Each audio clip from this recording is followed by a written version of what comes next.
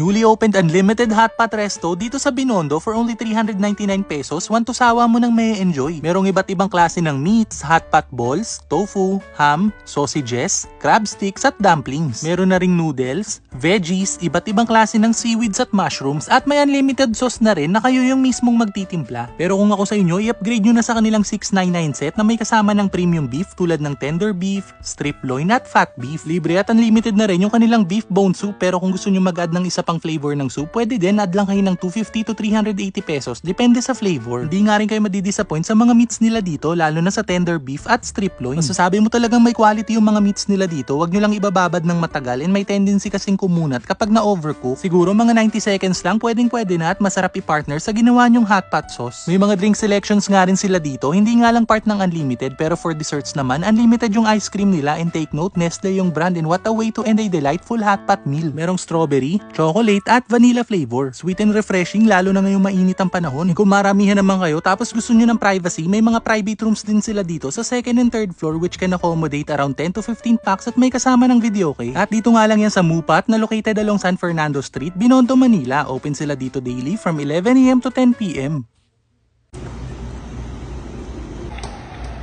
Ewan ko, picture ko lang.